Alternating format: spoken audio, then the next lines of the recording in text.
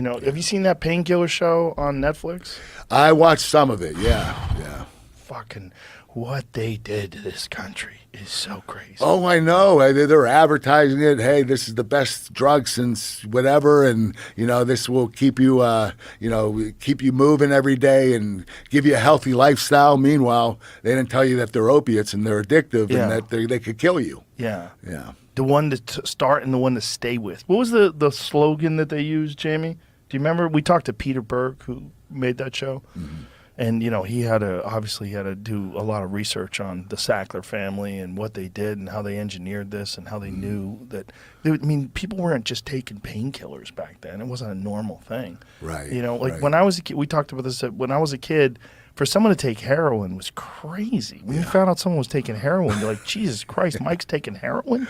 Right. But when those pills came around, because it was prescribed by a doctor, everybody's like, it's fine, it's okay. I thought it was too. I said, this is legal. My doctor's giving it to me. This is what I need, but I knew, after I started taking more than 4, and I was taking 5, 6, 7, 8, I knew I wasn't doing the right thing. I knew that I was going against what the doctors wanted. Because you know what I would do? I had 12 doctors that I was calling. Oh. Okay, so, and I had 12 different pharmacies, because you can't go to the same pharmacy twice in 1 month. Oh, my God. Okay, and I had a Mexican contact where I got them illegally. So I was getting about 2,700 pills a month. Oh my God! That is that. And my you know what? That's all you God. think about.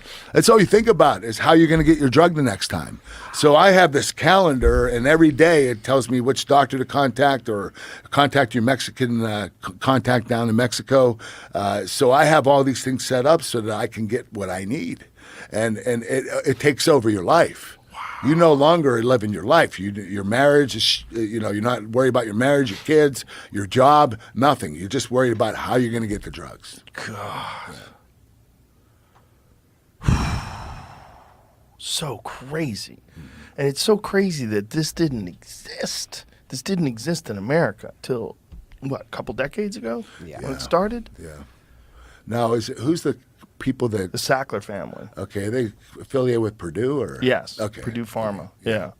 Okay. Yeah, the story from the documentary is sensational. The series on Netflix is sensational.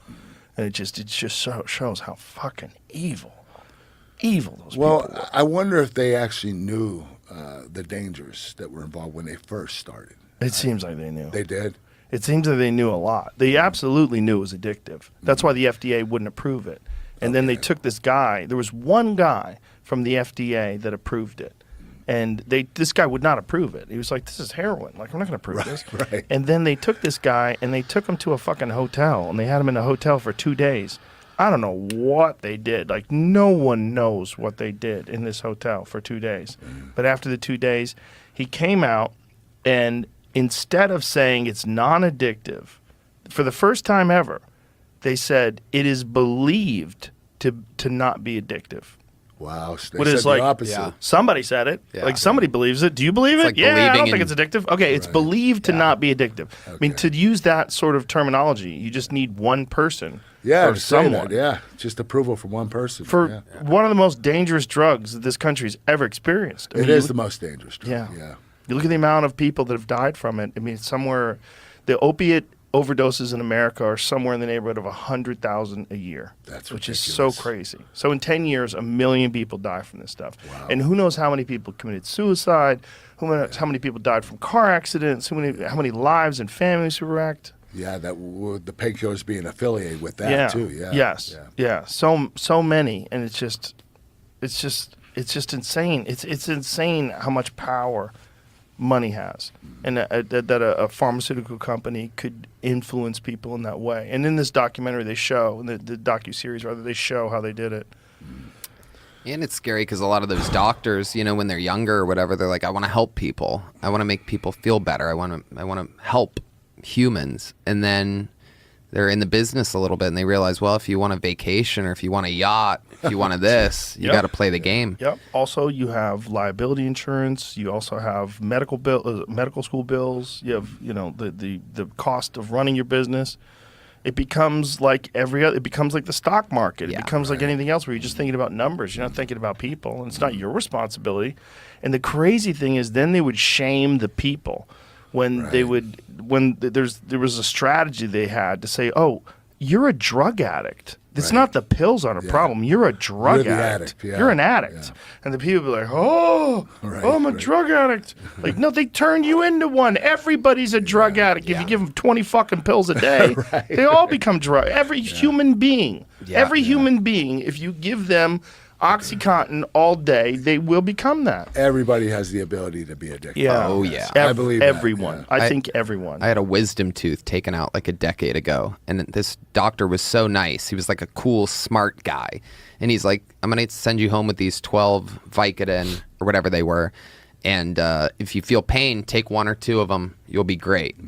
And I started to feel pain like 4 or 6 hours after. I remember it was the day that the WWE Network came out because I got it. I'm like, this will be fun to watch, catch up on old stuff, which it was. It was amazing when that debuted. But anyway, so I have that on. Pain starts kicking in, and I take a half of one, just a half.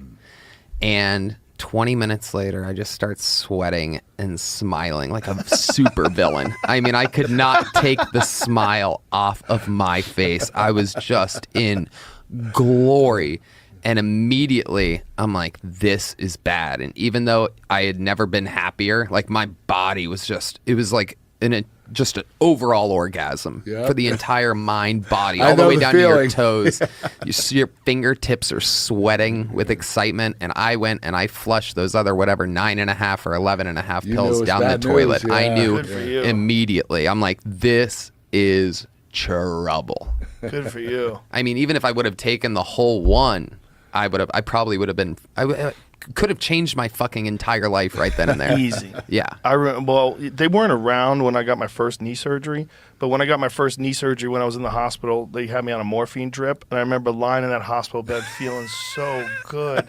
I was like, this is amazing.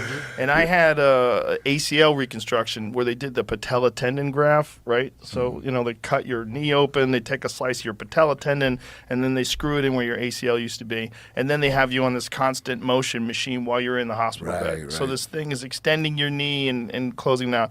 And then you had a button, and you hit the button, and the morphine drips.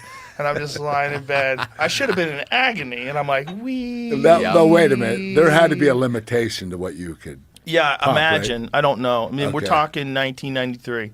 I don't know. Oh, there might not have been a limitation back then.